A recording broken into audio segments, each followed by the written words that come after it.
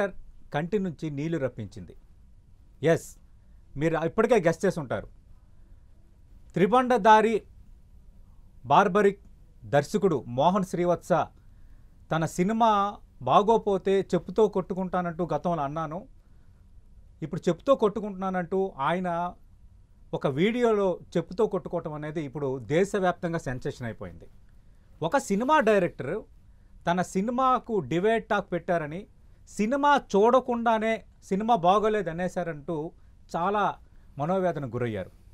అసలు ఆ మనోవేదనకు ఎందుకు గురయ్యారు? గురవ్వాల్సిన అవసరం ఉందా? సినిమా అనేది ఒక పత్తాలాట, సినిమా అనేది ఒక లాటరీ. ఇలాంటి సందర్భంలో మోహన్ శ్రీవత్స వీడియో అనేది మొత్తం ట్రేడ్ సర్కిల్స్లో ఒక బిగ్ డిస్కషన్ అయిపోయింది. ఆ మోహన్ శ్రీవత్స గారు ప్రస్తుతం 10 టీవీ స్టూడియోలో ఉన్నారు. మోహన్ శ్రీవత్స గారు నమస్తే.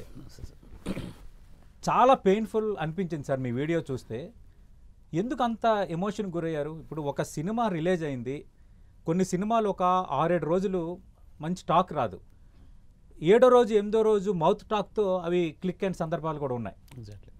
మీరు ఎందుకు అంతగా ఎమోషన్ ఫీల్ అయ్యారు? సార్ అదే సార్, మౌత్ టాక్ వెళ్ళటానికి ఒక మూమెంట్ ఉంటుంది. ఏంటి అని అంటే అది ఫ్రైడే ఆర్ సాటర్డే అట్లీస్ట్ థియేటర్లో ఒక 5% to 10% ఆక్యుపెన్సీ ఉంటేనే మౌత్ టాక్ వెళ్తుంది సార్. పూర్తిగా మరీ 1%, 0.5% ఉంటే మౌత్ టాక్ అనేది అవ్వదు, స్ప్రెడ్ అవ్వదు, చాలా కష్టం. నా ఎమోషన్ అదే సార్. నేను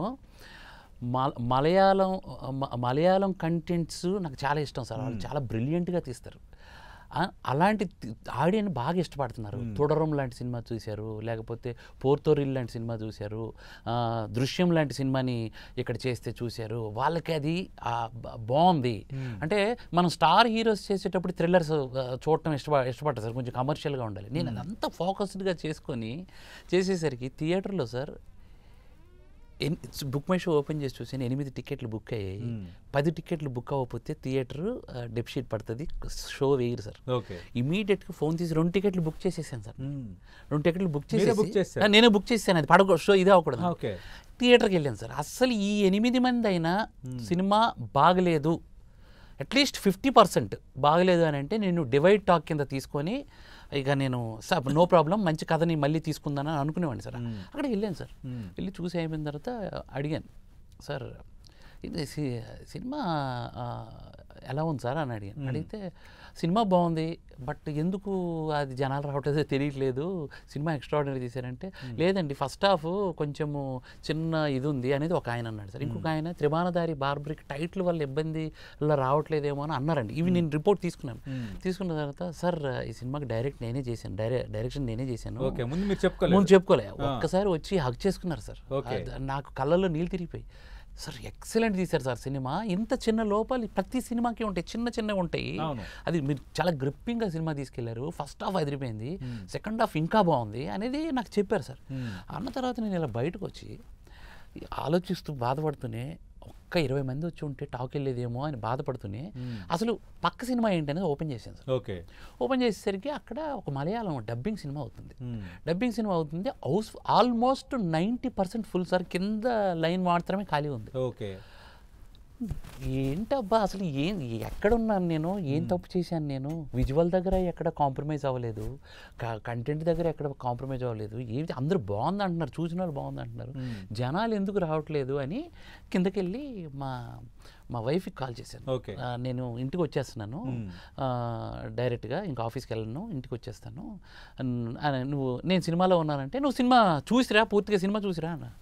నేను పంపించారు, వాళ్ళు వేరే థియేటర్కి వెళ్ళారు. నేను ఇంటికి వెళ్ళేసరికి లిఫ్ట్లో మా ఆవిడ ఉంది. వచ్చేసరికి ఎటువంటిది వచ్చావు అని అంటే, కళ్ళల్లో నీళ్ళు తుడుచుకొని తాళం తీసి లోపలికి వెళ్ళి గట్టిగా పట్టేసుకుంది. అంటే తన భయం సార్, నేను నా సినిమా ఆడియన్స్ కోసం ఎంత కష్టపడ్డాను కదా, నేను ఫ్యామిలీకి ఏం చేయలేను, ఫ్యామిలీని ఇలా భయపెట్టేసానన్న ఒక భయం నన్ను భలే ఇచ్చేసింది సార్.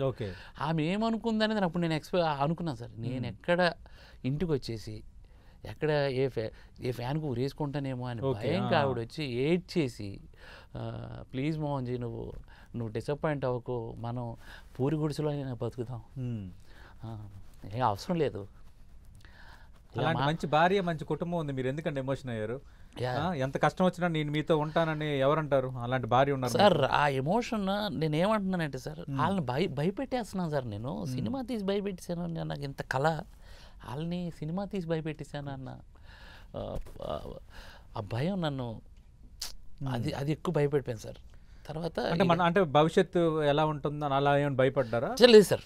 భవిష్యత్ సార్, నా దగ్గర టాలెంట్స్ చాలా ఉన్నాయి సార్. నేను బ్యూటిఫుల్గా పాటలు పాడతాను సార్. ఓ గ్రేట్.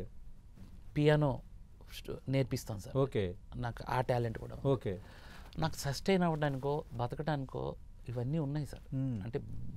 అంటే మరీ ఎక్స్ట్రాడినరీగా బతకనేమో, 3 పూట్ల భోజనానికి ఇబ్బంది లేదు సార్, పిల్లలకి స్కూల్లో అక్కడ వరకు నో ప్రాబ్లం సార్.